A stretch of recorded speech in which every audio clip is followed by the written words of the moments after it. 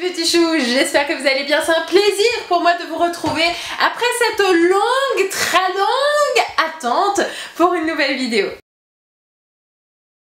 Aujourd'hui nous nous retrouvons pour un make-up, puisque ça fait longtemps que j'en ai pas fait, mon make-up du travail finalement, mes astuces pour aller très vite pour se maquiller, en tout cas pour l'été. Alors évidemment quand vous commencez un make-up, toujours appliquer une crème hydratante. Moi j'utilise ma crème Nivea, donc il y a un SPF de 15, ce qui est plutôt pas mal puisque nous sommes en été. Après qu'est-ce que je m'en fous puisque je suis dans un centre commercial, donc très clairement je ne vois pas trop le soleil. Mais enfin c'est toujours important. Je vous avais parlé dans une ancienne vidéo de ce petit Fluid Foundation de Kiko, tous les jours et au quotidien, parce qu'il est vraiment bien. Vous allez tout de suite voir. Donc du coup j'applique mon fond de teint. Puisqu'on est en été, je suis pas du genre à mettre beaucoup de fond de teint comme en hiver. J'ai moins le teint pâle, donc je n'ai pas à mettre beaucoup de matière. Donc en fait ce que je fais c'est que j'en applique principalement au niveau des cernes et au niveau de mes rougeurs. Hors de question, je zoome pas hein. Mais par contre on voit mes cernes, hein, on voit que je travaille bien quand même hein. Ne vous inquiétez pas, je pars en vacances dans pas longtemps, principalement sur ma zone T. Et donc du coup je viens prendre mon pinceau qui est bien sûr dégueulasse. Je viens juste en fait passer comme celle-ci hein, voilà, bref, appliquer du fond de teint quoi. Hop, je remonte un peu sur ma paupière histoire d'avoir un peu de matière pour pas que ça fasse tache. Voilà, dès que je vais en mettre, j'essaie de descendre le plus possible. Et mon astuce du coup, voilà, pour aller vite quand on applique un fond de teint, et c'est d'en appliquer en fait finalement par zone et d'appliquer le moins de matière possible de façon à pouvoir étaler le plus rapidement possible. J'ai pas mis de chrono, mais je vais prendre l'heure. Il est 18h41. Donc normalement, je mets en temps normal quand j'applique vraiment beaucoup de matière, je mets à peu près 20 à 25 minutes. Donc là, à mon avis, je mets tellement moins. En fait, je perds du temps à trouver mes produits. Donc je viens appliquer du coup la poudre Kiko que je disais qui était trop foncée au moment de ma vidéo, le lien dans le petit. Et aujourd'hui, donc il est plus. Je vais l'appliquer avec un pinceau qui est un peu plus... Je vais l'appliquer avec celui-là, mais je vais l'appliquer avec mon gros rose. Mieux diffuser, on va dire, la matière. Et là, j'en mets un peu partout parce qu'en fait, c'est une poudre fond de teint. Donc c'est pour ça que je suis pas obligée finalement d'appliquer énormément de fond de teint. Mais au moins, voilà. Ça, franchement, je vous jure. Ce que là, je viens de faire, c'est histoire d'avoir quand même un peu de matière sur mon visage. Sachant qu'ici, on a également un FPS dedans et dans la poudre. Voilà, c'est pour, en fait, finalement, unifier le teint. Je suis pas là pour cacher mes cernes et mes imperfections. D'ailleurs, vous voyez, je mets pas d'anti-cerne parce que déjà de 1, j'en ai plus. Et de 2, ça me sert à rien. Donc on va faire les sourcils. Si vous voulez aller vite, c'est de prendre un petit crayon à sourcils, sauf que moi j'en ai plus et donc en fait ce que j'utilise c'est toujours ma pommade de chez Anastasia. Ça fait je sais pas combien de temps que je l'ai et petite astuce, petite pause dans la vidéo. Et donc, l'astuce aujourd'hui, c'est un make-up super sympa. Petite astuce pour la pommade Anastasia ou même les pommades à sourcils, quand elle commence à devenir trop sèche, mettez de l'huile pour bébé. C'est Anastasia qui avait donné son astuce, il me semble, sur Instagram. Et moi ça a super bien marché parce que depuis j'en utilise une toute petite quantité et j'ai la matière qu'il faut. Je vous passe une séquence en accéléré parce que ça prend 1000 ans.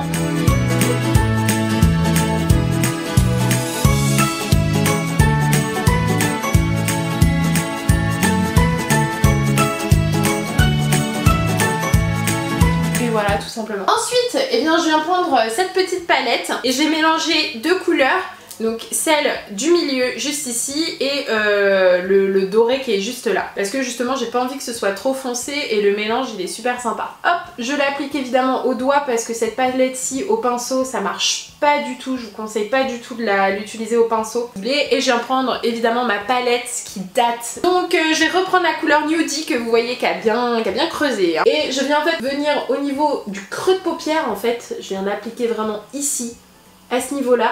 Et je vais légèrement revenir au coin externe. Et ensuite je viens prendre le fard Honey Butter que vous connaissez d'habitude parce que je l'utilise tout le temps. C'est un peu le fard de transition comme je l'appelle. Et je viens tout simplement l'appliquer entre le creux de paupière et le dessous de votre sourcil. En fait c'est simplement histoire d'apoter. C'est histoire d'apoter, que ce soit vraiment fluide. Ensuite puisque je n'ai plus Even, je vais utiliser une autre couleur, c'est Pink Cheeks. Pink Cheeks qui est en fait un rose très pâle et très brillant. Il est vraiment super sympa pour le dessous de sourcil. Et je vais également l'appliquer au niveau du coin interne. Et je vous assure, à force de le faire, bah ça va super vite. Un rat-cils, et là le rat-cils en règle générale, je choisis un peu la couleur que j'ai envie de mettre au jour, ça dépend, ça peut être du rose, ça peut être violet, ça peut être du brick, c'est un peu selon mes envies. Donc là aujourd'hui, puisque je vais sortir, j'ai envie un peu d'une pointe de couleur, je vais utiliser le fard Hot and Brothered, voilà, qui est donc un brick. Ensuite, le matin, selon le temps que vous avez, soit je fais un trait de liner, si j'ai le temps, soit j'en fais pas, c'est pas forcément nécessaire, c'est facultatif. Là, puisque je sors et que je vais peut-être continuer à faire des vidéos, je vais faire un trait de liner. Mais en temps normal, c'est une étape que vous pouvez supprimer parce que c'est super sympa de ne pas avoir de trait de liner. Avant, j'en mettais tout le temps et un jour, j'ai décidé de ne pas mettre de trait de liner et on m'a dit que c'était plutôt joli et finalement, j'ai pris l'habitude parce que finalement, ça m'enlève quand même 5 bonnes minutes de mon temps pour me maquiller. Là, exceptionnellement les girls, je le fais. Voilà, normalement c'est pas mal. Je reviens vers vous sur ce mascara, donc qui est le nouveau Kat Von D et bah je sais pas.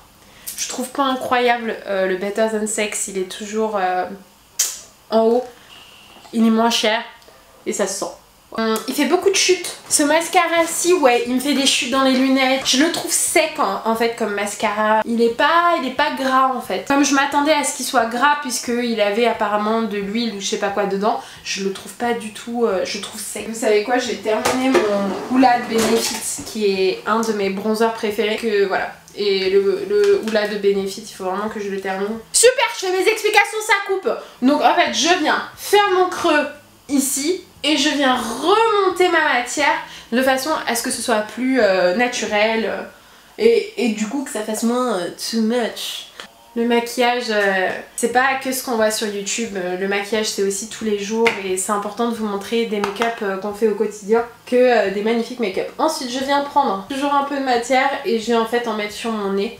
Alors ce que je fais c'est que je viens bien faire l'arête de mon nez, ensuite je viens faire juste comme ça avec le reste de mon pinceau pour en fait faire un teint plus bronzé à ce niveau là. Enfin je trouve parce que j'ai un nez qui est plutôt gros et de faire ça je trouve que ça l'affine. Voilà, je trouve. C'est moi, vous prenez cette info ou non, vous faites ce que vous voulez. Et en l'occurrence je vais mettre mon Chanel, mon dieu qui sent... Il sent incroyablement bon. Toujours avec un pinceau gros, enfin comme ça va bien diffuser la matière et pas me faire une plaque en fait comme ceci. Ensuite, d'habitude j'utilise toujours ma Tarte Taste hein, bien sûr pour mes highlighters. Mais en ce moment j'ai ressorti un produit également que je devais finir.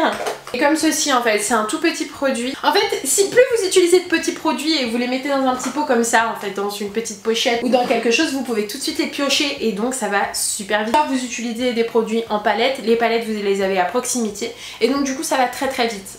Il faut pas perdre son temps à chercher les produits. Il faut limite que vous prépariez tout la veille si vous avez vraiment beaucoup de make-up. Sinon, bah, il faut juste très bien connaître ces produits et savoir ce qu'ils font. En tout cas, quand vous allez au travail, utilisez des produits de confiance pour pas avoir d'erreur et devoir tout recommencer. Donc je viens mettre juste ici. Donc c'est un petit truc que j'avais reçu dans la Birchbox. Et j'ai appliqué du coup mon baume à lèvres Cicaplast de la Roche-Posay. Posay bébé. En bref, donc du coup je viens en être. Est-ce que j'ai les lèvres extra gercées? Mais...